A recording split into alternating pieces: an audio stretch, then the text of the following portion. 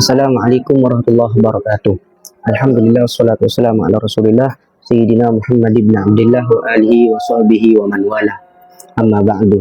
Yang kami hormati, yang kami abdimi, Rektor Universitas Zainul Hasan Lenggong, Dr. Abdul Aziz Wahab, hingga pengampu mata kuliah Psikologi Pendidikan Bapak Ainul dan segenap mahasiswa yang kami cinta dan sayangi.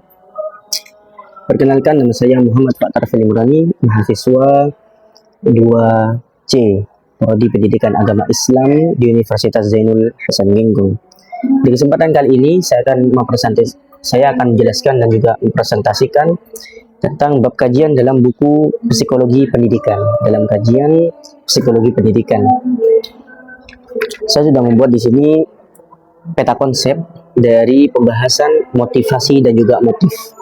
Dan ini berdasarkan dari buku Psikologi Pendidikan karya dari Uswatun Hasanah MPDI, DRA Isti Fatonah MA, DRA Hayatin Hasanatin MA, dan juga Muhammad Deniyatur MPD BI.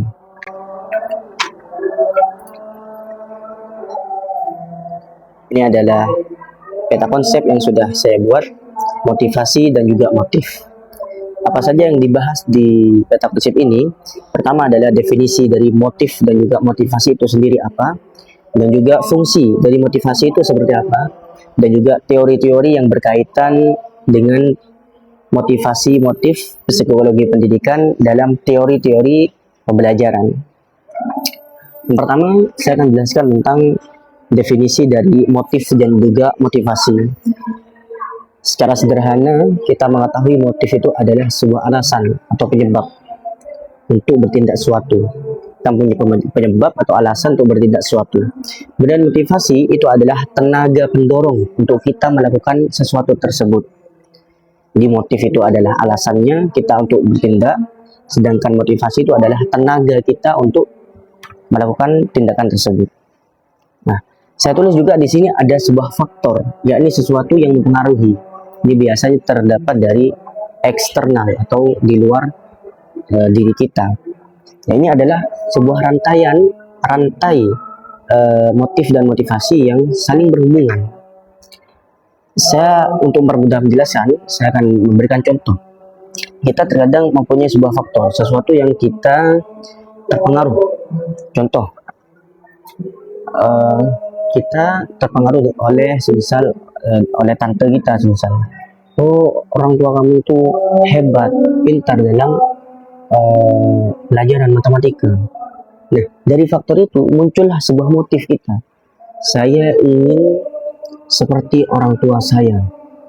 Saya ingin pintar dalam bidang matematika. Itu adalah motif. Sehingga dari faktor dan juga motif terwujudlah motivasi. Apa? Belajar bersungguh-sungguh, belajar konsisten, rajin dalam belajar dalam matematika. Motifnya apa? Alasannya untuk mengungguli atau agar supaya saya itu seperti orang tua saya, pintar dalam hal matematika, seperti itu.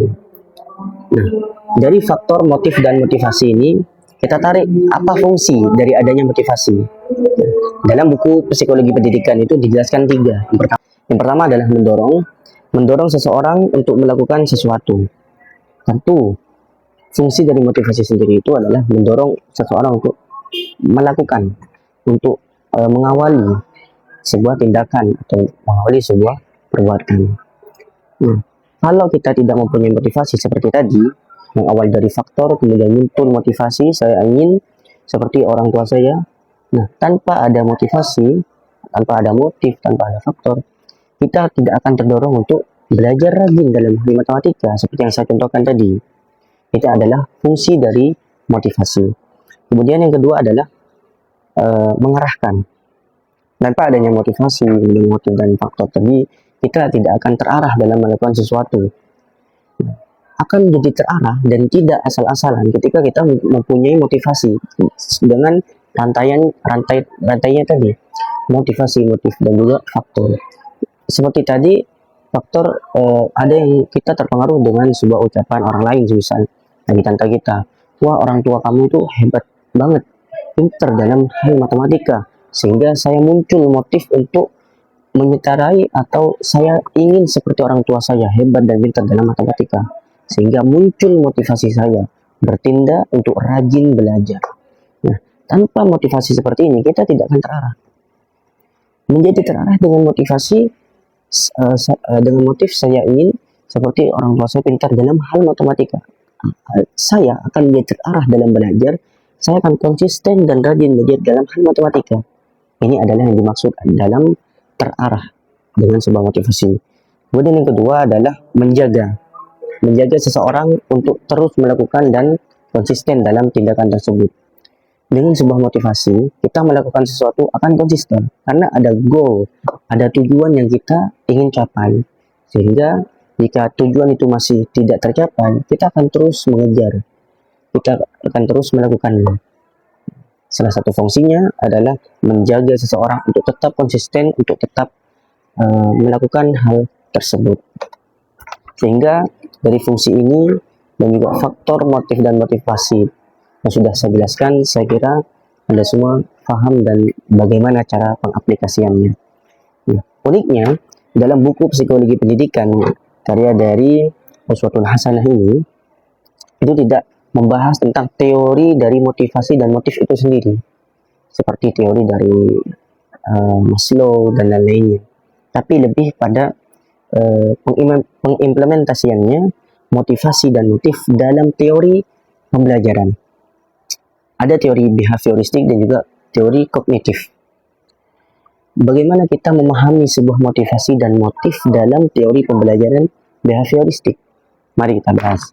Pertama adalah behavioristik. Kita tahu behavioristik itu adalah sebuah stimulus dari seorang guru dan yang dilanjutkan oleh respon dari peserta didik dan didukung oleh reward dan juga punishment.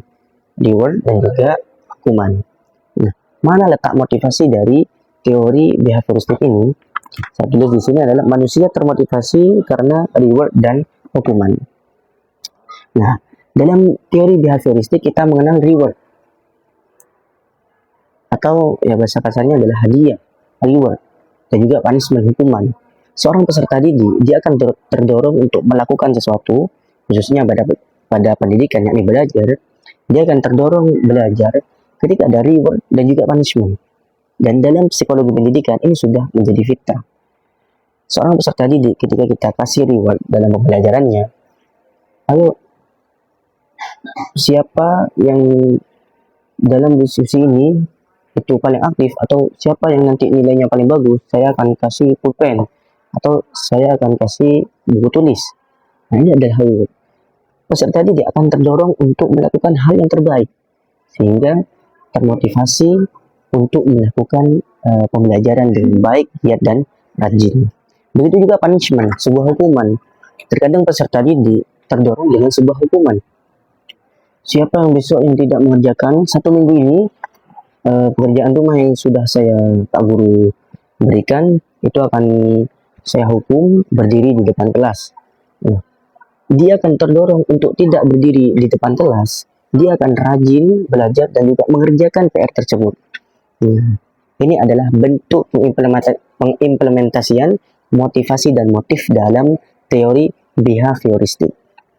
Kemudian yang kedua, dalam buku Psikologi Pendidikan ini milik Uswatun Hasanah dan kawan-kawan menjelaskan tentang motivasi, pengimplementasian motivasi dan motif dalam teori pembelajaran kognitif, yakni dalam diri kita sendiri.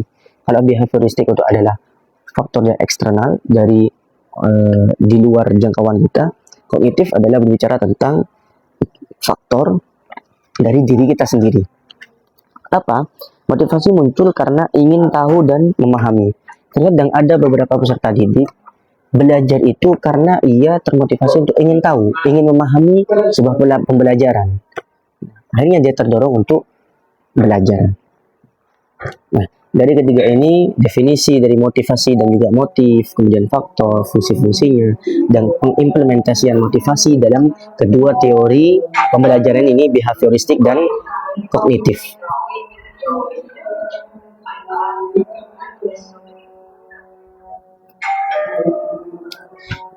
Dan semua pembahasan ini saya ringkas dari buku berjudul Psikologi Pendidikan, karya dari Uswatun Hasanah MPDI, DRA Istifatonah MA, DRA Hayatin Hasanatin MA, dan Muhammad Deniyatur MPD BI. Mungkin dari penjelasan yang simpel dan mungkin ada terdapat kesalahan, saya mohon maaf sebesar-besarnya. Apabila nanti terdapat yang mungkin ingin didiskusikan, silahkan cek di kolom komentar. Cukup sekian dari kami, kurang lebihnya mohon maaf. Hadani Allah wa iyyakum ajmain. Wassalamualaikum warahmatullahi wabarakatuh.